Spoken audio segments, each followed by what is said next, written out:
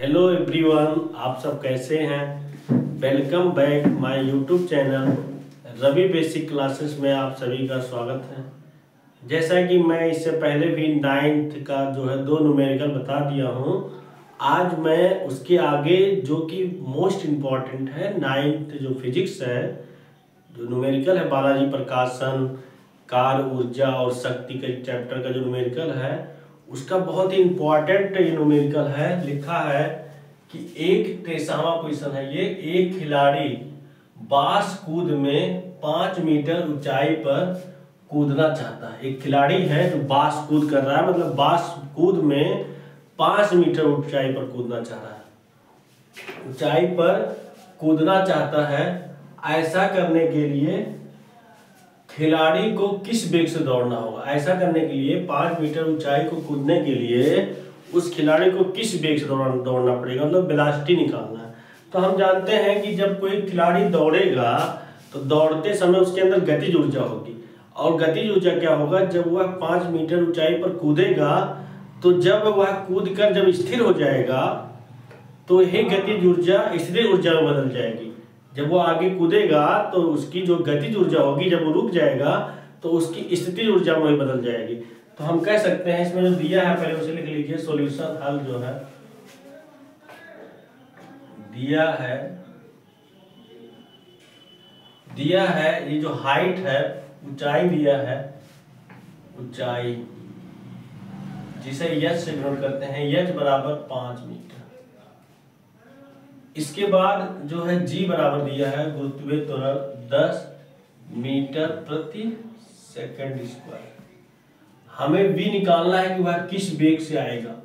तो चूंकि गतिज ऊर्जा जो होगी व्यक्ति की गतिज ऊर्जा, वह जो है उसकी स्थितिज ऊर्जा के क्या हो जाएगी, बराबर हो जाएगी। जब गति करेगा, गति करने के बाद जब वह कूदेगा तो जितनी उसकी गतिज ऊर्जा होगी, जब वह स्थिर हो जाएगा तो उसकी स्थितिज ऊर्जा में बदल जाएगी। तो गतिज ऊर्जा टोटल क्या हो जाएगा, स्थिर ऊर्जा के बराबर हो जाएगा। और हम जानते हैं जो गतिज ऊर्जा होता है वो हाफ mv² होता है, और स्थितिज ऊर्जा जो होता है वो mgh होता है। अब देखिए m यहाँ से कटेगा, m यहाँ से कटेगा। अब देखिए हाफ b² बराबर gh, तो b² बराबर हो जाएगा 2 का गुणा gh में, तो 2gh हो जाएगा। b बराबर √2gh। अब देखिए मान रख दीजिए 2 गुणे g का मान कितना दिया, 10 मीटर पर सेकंड स्क्वायर, तो g के जगह 10 रखिए, और 5 देखिए h ऊंचाई कितना दिया है 5 मीटर, तो h के स्थान पर 5 रखिए, तो ये हो जाएगा √ देखिए 2 गुणे 10 को क्या लिख सकते हैं हम, 2 गुणे 5, 2 पंचे 10 गुणे 5। अब देखिए 2 का पेयर बन रहा है और फिर 5 का, तो जिसका पेयर बनता है वो बाहर आ जाता है वर्गमूल में, तो इसमें से एक गुणनखंड बाहर आ जाएगा 2, और इसमें से 5 आएगा, तो इसका मतलब ये हो जाएगा b बराबर हो जाएगा 10 मीटर प्रति सेकंड, ये हो जाएगा। तो व्यक्ति जो है 10 मीटर प्रति सेकंड के वेग से दौड़ेगा, मतलब वह जो खिलाड़ी है जो बांस कूद करेगा उसे जो है 10 मीटर प्रति सेकंड के वेग से दौड़ना पड़ेगा, तभी वह 5 मीटर की ऊंचाई को कूद सकता है। तो आप इसका स्क्रीनशॉट ले लीजिए, इसके बाद मैं नेक्स्ट जो है आगे बताऊंगा आप सबको।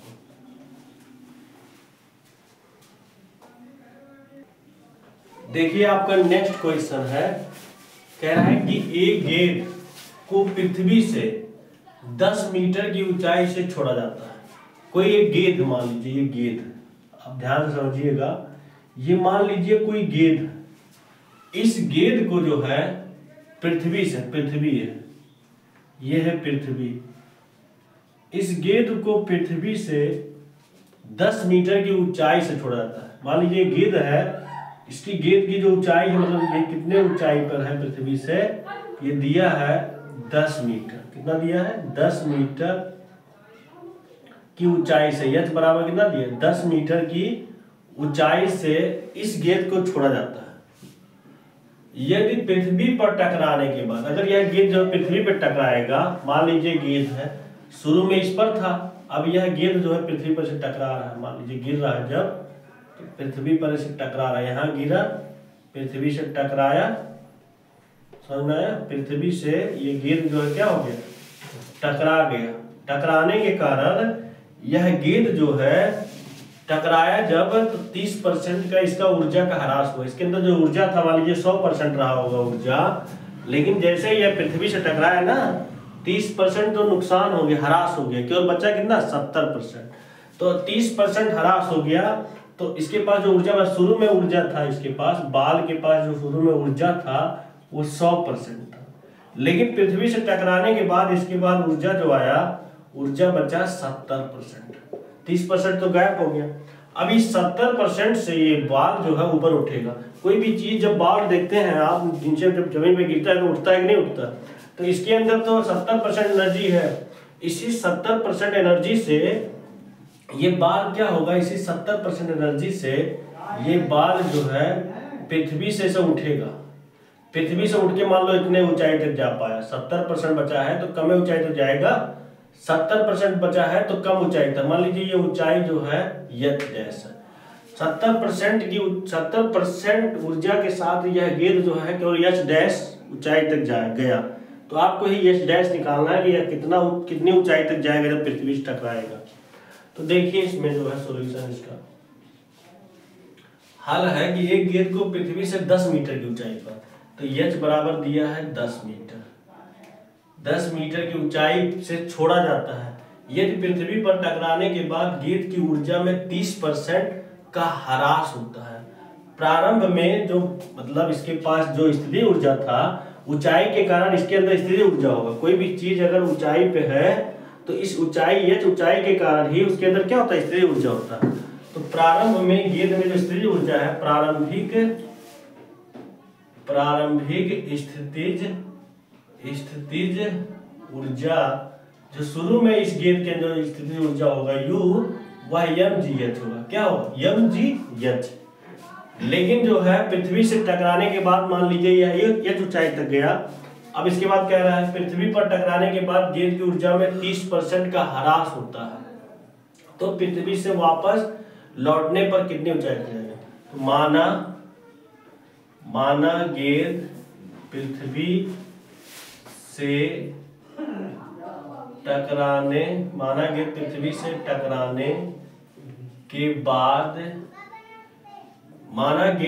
से टकराने के बाद यच डैश ऊंचाई तक जाएगा, इसलिए गेंद की अंतिम स्थितिज ऊर्जा, अंतिम मतलब लास्ट में कितनी स्थितिज ऊर्जा बचेगी, इसलिए अंतिम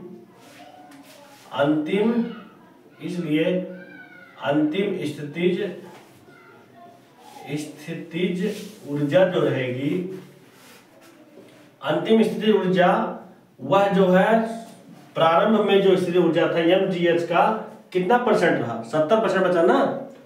तो अंतिम स्थितिज ऊर्जा जो होगी वह mgh मतलब प्रारंभिक स्थितिज ऊर्जा का 70% बचा, क्योंकि 30% तो खत्म हो गया।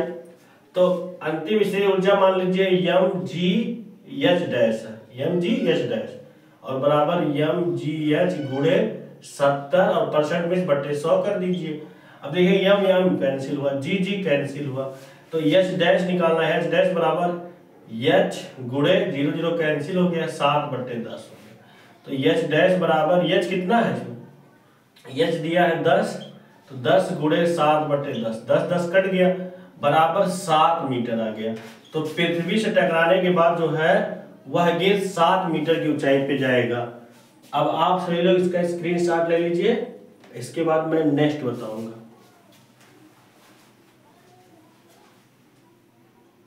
देखिए बच्चों, ये भी बहुत इंपॉर्टेंट क्वेश्चन है, मैं लाइन बाय लाइन सब बता रहा हूँ। आप सब केवल ध्यान पूर्वक मेरे चैनल यूट्यूब जो चल रहा है उस पर ध्यान देते रहिए और मैं ऐसे ही सब बताता रहूंगा। देखिए 25वां क्वेश्चन है, कह रहा है एक गतिमान पिंड की गतिज ऊर्जा 300 जूल है। कोई गतिमान पिंड है जो गति कर रहा है, मोशन कर रहा है, तो उसके अंदर गतिज ऊर्जा कितनी है, 300 जूल है। पिंड पर उसकी गति के विरुद्ध, मान लीजिए कोई पिंड है, यह पिंड जब गति कर रहा है तो इसके अंदर जो गतिज ऊर्जा है, ये गति कर रहा है, मान लीजिए गति करते हुए से गति कर रहा है, गति करते हुए यहाँ आया, तो इसके अंदर जो गतिज ऊर्जा है, गतिज ऊर्जा, जो इसके अंदर गतिज ऊर्जा है जिसे हम काइनेटिक एनर्जी कहते हैं, वह है 300 जूल है। कितना जूल है? 300 जूल है। अब यह गति कर रहा था शुरू में, मान लीजिए यही है, इसकी गतिज ऊर्जा 300 जूल है। अब ये गति करते करते गया, इधर गति कर रहा और इधर से कोई बल लगा रहा है, फोर्स, कह रहा है कि गतिमान पिंड की गतिज ऊर्जा 300 जूल है। पिंड पर उसकी गति के विरुद्ध, गति इधर कर रहा है, इधर चल रहा है, मोशन इधर कर रहा है, और उसी के विरुद्ध, मतलब उसी के विरुद्ध जैसे कोई गति कर रहा है तो उसी को कोई रोकने वाला कोई बल लगा रहा है।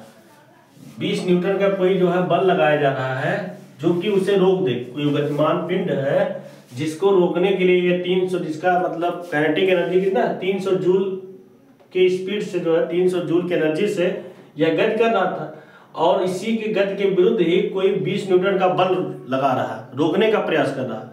तो आपको ये बताना है कि जब यह 20 न्यूटन का बल लगाया जाएगा किसी के द्वारा, तो यह जो पिंड है ये कितना दूर विस्थापित होगा। यह बराबर जो है 10 न्यूटन, 20 न्यूटन का बल लगाया जा रहा है, तो यह वस्तु कितना दूर जाके विस्थापित हो जाएगा। मान लीजिए यह डी दूर जाके विस्थापित हो जाएगा। कितना दूर जाके? डी दूर जाके विस्थापित हो जाएगा। इस पर 300 न्यूटन, 300 जूल का मतलब काइनेटिक एनर्जी का गतिज ऊर्जा था, और इस पर फोर्स लगाया गया 20 न्यूटन, रोकने का प्रयास किया गया गति के विरुद्ध। तो यह कितनी दूर जाके रुक जाएगा? तो मान लीजिए डी दूरी पे जाके रुक जाएगा। तो जो किया गया कार्य होगा, जो इस वस्तु पे जो किया गया कार्य होगा, यह इसकी गतिज ऊर्जा के बराबर होगा। तो जितना इसके अंदर गतिज ऊर्जा रहेगा उतना ही तो यह काम करेगा। ये पिंड जो है कितना काम करेगा? जितना इसके अंदर गतिज ऊर्जा रहेगा। तो अब देखिए क्या दिया है, एक गतिमान पिंड की गतिज ऊर्जा दिया, काइनेटिक एनर्जी के बराबर 300 जूल। पिंड पर उसकी गति के विरुद्ध लगा बल जो है यह बराबर वो 20 न्यूटन। माना 20 न्यूटन का बल लगाने से पिंड डी दूरी जाकर रुक जाता है। डी दूरी जाकर रुक जाता है। इसलिए पिंड द्वारा किया गया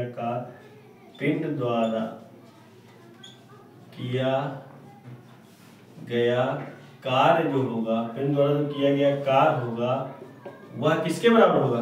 गतिज ऊर्जा के बराबर। किसके बराबर? गतिज ऊर्जा। जितना इसके अंदर गतिज ऊर्जा रहेगा उतना तो काम करेगा। अब पिंड द्वारा किया गया कार्य W बराबर क्या होता है? गतिज ऊर्जा क्या होता है? Half mv²। अब देखिए W कार्य बराबर क्या होता है? बल गुणे विस्थापन, और हाफ m गुणे b। देखिए यहाँ दिया है ना, ये गतिज ऊर्जा दिया है कि नहीं दिया? गतिज ऊर्जा जो हाफ mv² है ये दिया है कि नहीं दिया? दिया है, तो इसे रख दीजिए। कितना दिया है? 300 जूल। तो 300, अब हमें डी निकालना है, तो यह पर का मान कितना दिया है? 20 न्यूटन। तो 20 गुणे डी बराबर 300, तो डी बराबर 300/20। ये जो कैंसिल हो जाएगा, 2 × 1 = 2, 2 × 5 = 10। तो डी बराबर 15 मीटर। 15 मीटर जाके जो होगा पिंड क्या हो जाएगा? रुक जाएगा। 15 मीटर जाके वो क्या होगा? रुक जाएगा। तो इसका स्क्रीनशॉट ले लीजिए। इसके बाद में नेक्स्ट बताऊंगा। एक कहा जा रहा है कितनी दूर जाके रुक जाएगा, तो 15 मीटर दूरी पे जाके रुक जाएगा।